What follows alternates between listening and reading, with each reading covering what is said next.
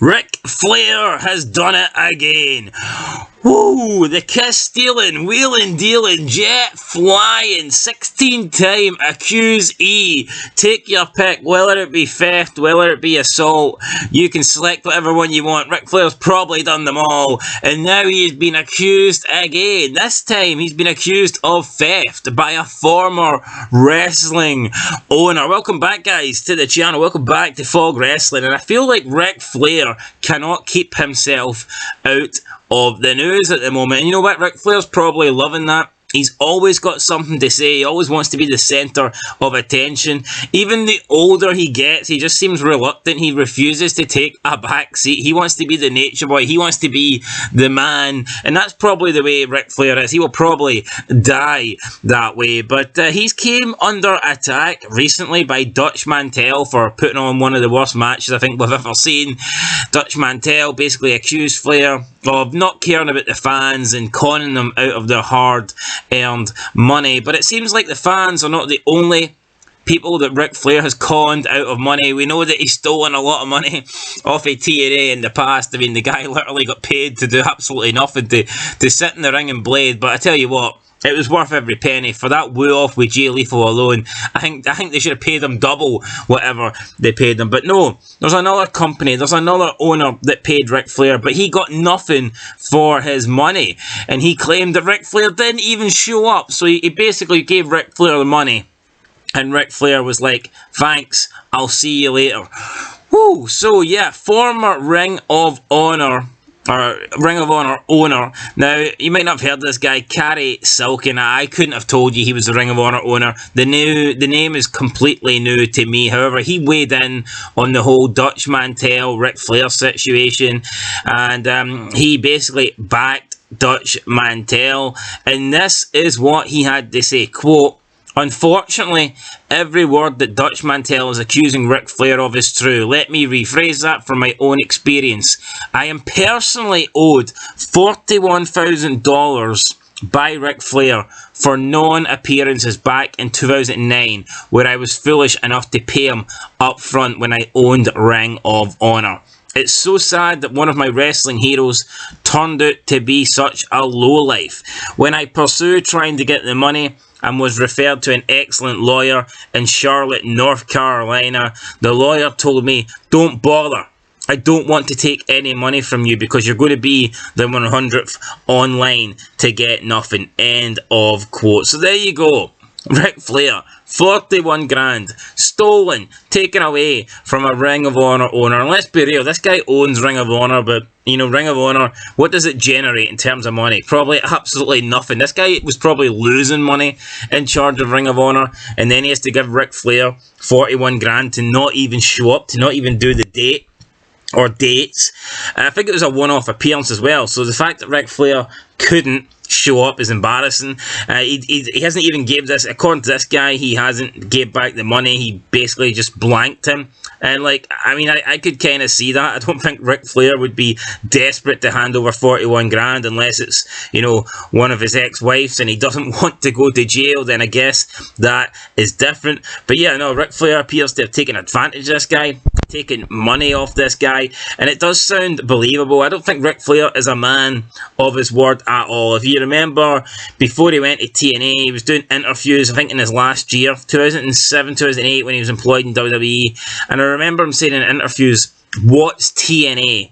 You know, he was like making fun of TNA, saying, "What's TNA?" as if he's never heard of it, as if he doesn't know what TNA is. And, you know, it's all fine and funny, him basically, you know, trying to make fun of TNA, but as soon as they come calling with the money, Ric Flair tucks his tail between his legs and, you know, he goes to TNA and he bleeds all over the place so he can get, you know, his $100,000 in the bank or whatever he was making, you know, at TNA. So, yeah, Ric Flair, just, I believe he's a con man. I do believe, I think he's one of the greatest of all time. When it comes from a wrestling standpoint, I mean, Ric Flair, I think is fantastic, but when it comes from a personal standpoint, he does come across as a prick, you know, he does come across as someone untrustworthy. I think you could argue this guy was stupid though.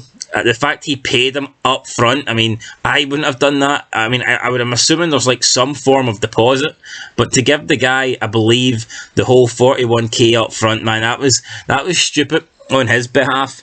And yeah, I guess this guy, if this happened back in 2009, he's literally got no chance now of getting his money back. So yeah, Ric Flair in Ring of Honor.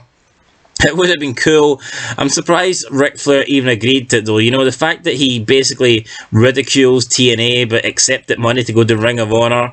How can he criticise TNA but then go to Ring of Honor when TNA was way bigger than Ring of Honor? It just makes no sense. But yeah, Ric Flair here coming under fire from CARY, SILKIN. And speaking of under fire, Ric Flair actually went on the offense. So he was calling out some side news here. He was calling out Pat McAfee. He was calling it Joe Rogan. Apparently a while ago, Joe Rogan said that the figure 4 leg lock is like a non-effective move.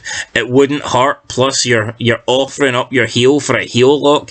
And then Ric Flair recently, he's called out Joe Rogan, and he wants to put Joe Rogan in the figure 4 to see if it hurts Joe Rogan and to see if Joe Rogan can get out of it. Again, I mean, what's Ric Flair doing here? It sounds desperate. You know, he was on his podcast and he's at the stage, he's criticising both McAfee and Joe Rogan, but at the same time, he's like kind of pleading with them to invite them or invite him onto their podcast. It was kind of sad. So yeah, Ric Flair, he's like so desperate to get on Joe Rogan's podcast. He's trying to, you know, set it up as if it's like a challenge. He wants to challenge Joe Rogan. I mean, is Joe Rogan really going to invite a 74-year-old man on his podcast and lay down on the table so the guy can like lock his legs and perform a fucking fake wrestling move? I mean, what is Ric Flair doing here? What is Ric Flair all about? So yeah, guys, there you go. The Nature Boy wants to go on the Joe Rogan Experience podcast, and he wants to put him in a figure 4. He also accused Pat McAfee of kissing WWE ass. He said, Pat, stop kissing WWE ass and invite me on the podcast. It's been long overdue. And then he told Joe Rogan to stop cancelling. So I guess Joe Rogan's cancelling podcast with Ric Flair. I don't know, Joe Rogan seems to podcast with everybody, so I highly doubt he would cancel it. Maybe just, honestly, man, I don't think Ric Flair offers much. Don't get me wrong, he's a legend. No, that's not what I mean, but Ric Flair podcast, if you watch his podcasts, he's all over the place. You know, he'll ramble on about any random crap, and Conrad Thompson, who's the co-host, does his absolute best to try and keep Ric Flair in line. If Ric Flair goes off on one, you know, Conrad will try and, you know, get him back on topic. And look, I have no problem with Ric Flair going off on stuff, because when he does go off, he can be entertaining.